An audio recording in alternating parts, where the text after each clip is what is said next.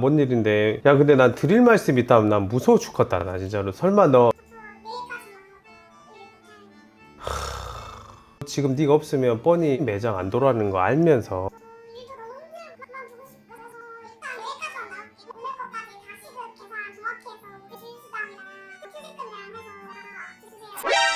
네, 여보세요? 네네, 어디시죠? 예? 누군지는 아는데 근로계약서를 안 쓴 거는 기억이 안 썼네요. 나한텐 그렇게 말하고 신고를 해버렸구나.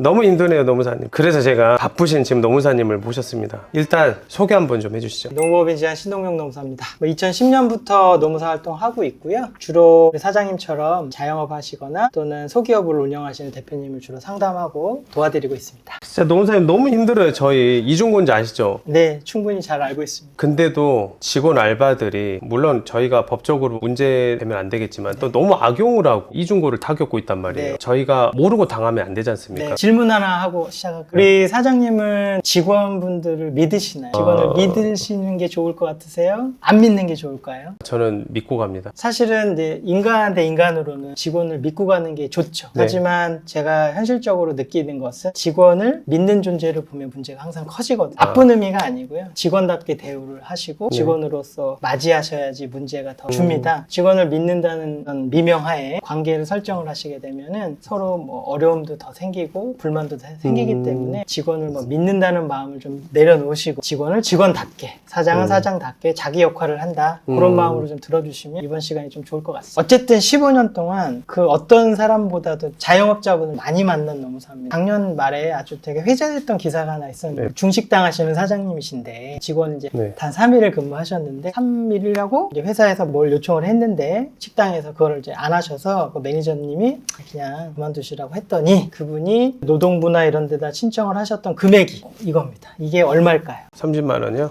조금 더 쓰셔야 될 것 같아요. 300이요? 조금 더. 3천이요? 조금 더. 3억이요? 네. 3억이요? 3일 만에? 네. 그래서 기사에 났습니다. 진짜예요? 네. 물론 당연히 상식적으로는 3억을 청구했다 해서 인정되진 않겠죠. 하지만 지금 자영업자분들의 상황이라는 거죠. 지금은 거기까지 가 있습니다. 그러니까 논리적이지 않죠. 저는 그걸 보고 사람들은 이런 일이 있어. 대표님도 그러셨잖아요. 근데 저는 그런 걸 현장에서 너무 많이 보고 있거든요. 그러면 현명하게 우리가 직원을 알바를 대하는 태도라든지 서류적인 거라든지 그런 것들을 오늘 적나라하게 다 이야기해 주시면 좋겠습니다. 기억하셔야 되는 숫자가 하나 있는데 요거 기억하시면 돼요. 그게 뭐냐면요. 네. 직원 숫자입니다. 우리 직원이 1명, 2명, 3명, 4명일 때까지는 지켜야 되는 법이 요만큼입니다. 근데 5이 딱 되는 순간 요거의 100배로 늘어납니다. 그래서 직원이 4명에서 5명을 넘어갈 때는 결혼하는 것처럼 신중하셔야 됩니다. 아, 그 정도예요? 예, 왜냐면 법이 지켜야 되는 게 부담스러운 게 다 저쪽에 가 있거든요. 5명 이상. 5명 이상이. 이유가 4명은 영세사업자라 그래서 너희도 힘들잖아? 요만큼만 지켜. 5명이면 이제 직원도 많고 너도 어엿한 사업자니 이걸 다 지켜. 대표적으로 휴가도 부여하셔야 돼요. 일반 회사처럼. 네. 식당 사장님들도 직원이 5명 넘으시면 휴가도 주셔야 되고 야간 근무하시면 1.5배 주셔야 되고 직원이 너무 마음에 들지 않아도 해고도 함부로 하실 수가 없습니다. 이게 5명 이상 사업장에 적용이 되는 법인데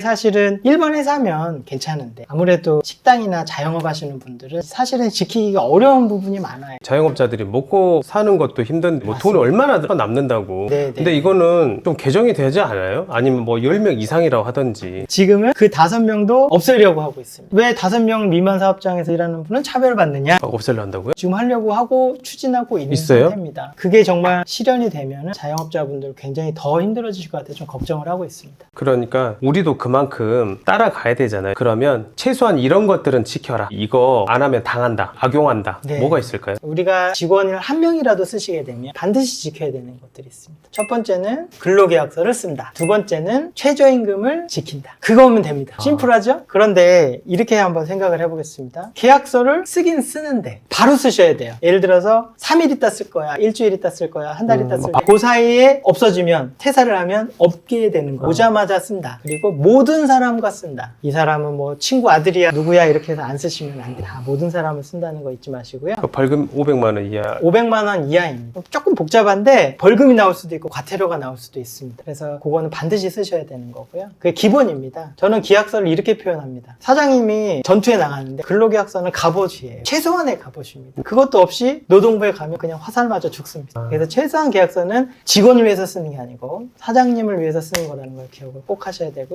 두 번째는 최저임금인데 이렇게 물어보실 거예요. 최저임금 뭐 다 주는 거 아니야? 이렇게 생각하시잖아요. 알바비는 누락이 잘 안 되죠. 주휴수당까지 지급을 하시기 때문에. 근데 이제 월급직으로 계약하는 경우가 문제입니다. 예를 들어서 시간을 대강 보고 300만 원 이렇게 네. 책정을 하시잖아요. 그럼 이제 그거를 시간을 막 분석을 하면 시급으로 막 쪼개서 나올 수가 있거든요. 계산법이 있습니다. 강의 같은 거 들으시면 자세히 설명드리는데 그렇게 되면 법적으로 320만 원일 수가 있어요. 그러면 이제 사장님이 억울해하는 상황이 생기죠. 아니 300만 원으로 하기로 했는데 내가 더 줘야 돼. 근데 계산해 보면 그런 경우가 있어서 그 두 가지 조심하셔야 돼요. 5명이 넘어가면 제가 단어를 알려드릴게요. 오, 시, 연, 해 이렇게 기억하시면 됩니다. 제가 먼저 가겠습니다. 네. 그럼 5, 5명 이상이라면 시, 시간의 근무 수당을 지급해야 한다. 연, 연차 휴가를 부여해야 한다. 해. 해고는 안 됩니다. 세 가지를 꼭 기억을 하시면 핵심 사항입니다. 아까 제가 말씀드렸죠? 근로계약서를 쓴다, 최저임금을 지킨다. 이건 당연히 들어가고 근무를 많이 했다 그러면 시간의 근무 수당 지급하시고 연차 휴가를 줘야 되고 해고는 정말 조심하셔야 된다. 이거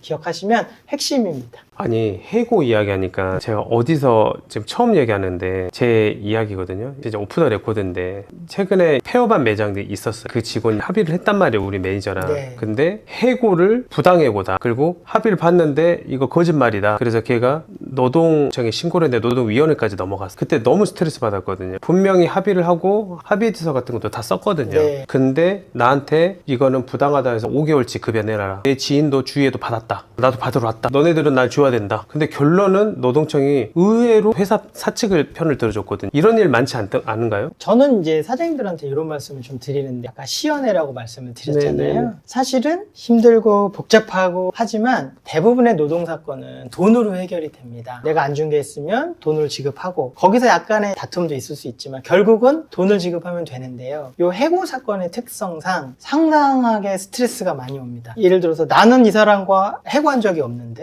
본인이 나가놓고 해고를 당했다는 그러니까. 주장을 하고 근데 이게 해고를 하실 때는 반드시 서류로 하게 돼 있습니다. 네네네. 근데 사실 예를 들어서 중식당하는 사장님께서 직원 하나 내려보내는데 야 너 해고야 넌 해고고 뭐 어떤 일 이렇게 해서 서류를 주는 경우가 드물죠. 서류를 안 주시는 순간 무조건 그분이 아무리 잘못을 했어도 부당해고가 되거든요. 그러니까요. 근데 신고를 하시게 되면 아까 이제 5개월이라고 하셨는데 만약에 그래서 결과가 좋으셔서 다행이셨는데요. 결과가 안 좋으셨으면 5개월치 임금을 지급해야 돼요. 오메, 오메. 300만 원이었으면 오메. 1,500만 원을 지급하셔야지 끝나는 일이었어요. 죽어도 난 못 죽었네. 근데 안 주고 싶어도 해고 서류를 주지 않았거나 부당하게 판단을 된다고 하면 지급을 하실 수밖에 없는 게 현실이다 보니까 안 주면 그 형사인가요? 아니요. 돈이 계속 늘어납니다. 늘어나요?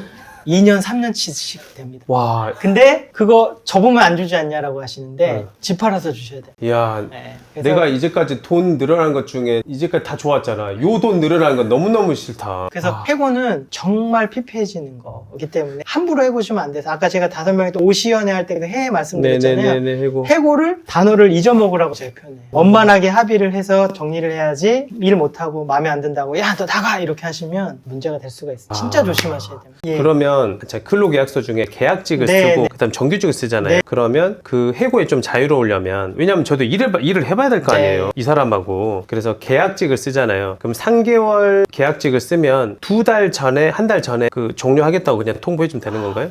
네. 제가 사장님들한테 무조건 거의 추천이 아니고 강요하는 방식이에요. 요즘에 소위 말하는 뭐 MZ 분들이라고 네. 표현하는데 이제 그분들이 약간 이제 좀 달라요. 저같이 늙은 사람이랑 좀 다른데요. 또라이라고 말씀하시는 거예요? 아니요. 큰일 납니다. 그게 아니고요. 사고방식이 좀 달라요. 이런 분들이 들어오는 우리 매장이랑 또 나 같은 사장과 맞는지 안 맞는지를 모르고 네. 덜컥 정규직으로 하면 이런 문제가 생깁니다. 그래서 사실은 계약직을 하셨다가 이 사람을 3개월을 써봤는데 마음에 들어요. 그래요. 그러면 정규직 전환하면 돼요. 마음에 안 들면 정리를 하면 그때는 해고 문제가 전혀 없거든요. 근데 요즘 트렌드는 뭐냐면요. 3개월도 깁니다. 왜냐하면 사업주 입장에서는 네. 3개월을 계약을 하는 순간 3개월은 보장해야 되죠. 사장님들은 딱 보고 한 1, 2주만 사람만 보면 아, 이 사람 간다, 좋다, 네. 알잖아요. 네. 근데 그럼 3개월은 참아야 되잖아요. 3개월도 길어서 요즘은 한 달. 한 달 하면 좀 부족할 수 있잖아요. 네. 그러면 한 달을 더 계약직을 해서 검증을 여러 차례 하고 통과되면 정직 직원을 하면서 임금도 올려주고 이렇게 해서 하는 방법이 현재 상황에서는 거의 유일한 솔루션입니다. 하도 개념 없는 애들이 많다 보니 우리도 이렇게 그 방어, 이게 방어거든요. 네. 방어가 될 수밖에 없어. 이렇게 할 수밖에 없습니다. 이렇게 근데 안 하시면 피해가 너무 커요. 네. 혹시 계약직을 6개월 단위로 할 수도 있나요? 일단은 계약직에 대해서 현행법상 계약 기간을 어떻게 하라는 말은 없어요. 그런데 직원이 5명이 넘으시면 총 계약 기간이 2년이 되면 강제로 정규직이 전환이 돼서 최대 기간이 2년인데 네. 사실 현실적으로 자영업자 분들은 2년을 계약직 하는 거는 솔직히 무리고요. 제가 생각할 때는 뭐 3개월 하고 정규직 전환. 왜냐하면 그 직원 입장에서 계속 계약직을 한다는 거는 좋지는 않거든요. 네. 검증이 끝났으면 정규직 전환. 오히려 저는 이렇게 말씀을 드려요. 이 직원이 너무 유능해요. 내가 계약직을 6개월 잡아놨어요. 네. 근데 이놈 도망가면 안 될 것 같아. 네. 그러면 한 달 만에 정규직 그래, 전환해주면 되죠. 좋아요. 네, 검증 기간을 두는 수밖에는 없습니다. 현재는. 그리고 계약직은 사전에 통보하실 필요 없습니다. 계약 기간이 있기 때문에 예를 들어서 오늘까지가 계약 기간이면 도의상 며칠 전에는 말해야 되지만 네. 오늘 내일부터는 계약 기간이 끝났으니 아, 한 달 전에 얘기 안 해도 돼요, 그러면? 네. 계약직은. 왜냐면 계약을 했기 때문에. 좋습니다. 또 거꾸로 그러면 이번에는 직원이 이제 그만둔대요. 그럴 때는 또 어떻게 그냥 내 보내주면 되나요? 참 안타까운 얘기인데요. 네, 뭐- 현행법상 이 직원이 그만둔다고 했을 때 가지마 잡을 수가 없습니다. 네. 현실적으로. 왜냐하면 우리나라는 직업 선택의 자유가 있기 때문에 네, 네. 그만두는 걸 현실적으로 막을 방법은 음. 없어요. 다만 20일 전에는 퇴사 의사를 밝혀라. 이런 내용을 넣는 건 일단 좋고요. 네. 사실 그거를 위반해도 특별히 강제할 방법은 없기 때문에 현실적인 방법은요. 직원이 뽑힐 때까지 이해는 안 되시겠지만 읍수하시는 수밖에 없습니다. 야, 좀 일해주면 안 될까? 그러니까요. 그래야 되는 거고요. 그 사람이 그냥 내일부터 안 나온다고 그랬을 때 그 사람한테 페널티를 주거나 불이익을 줄 만한 게 현실적으로는 없어요. 난 이게 너무 싫어요. 사장님들이 제일 말씀하시는 게 그거죠. 나는 해고를 그러니까. 못하는데 직원은 언제든 나갈 수 있다. 그래서 이게 가장 억울해 하시는 부분이긴 한데요. 제가 사장님들을 자영업자분들을 도와주고 역할을 좀 하려고 하는 이유가 진짜 착하신 분들이 많거든요. 그럼요. 우리 자영업 사장님도 착해요. 왜냐하면 장사가 안 되는 사장님이 직원들 월급 주려고 얼마나 노력하고 힘드신지 저는 알거든요.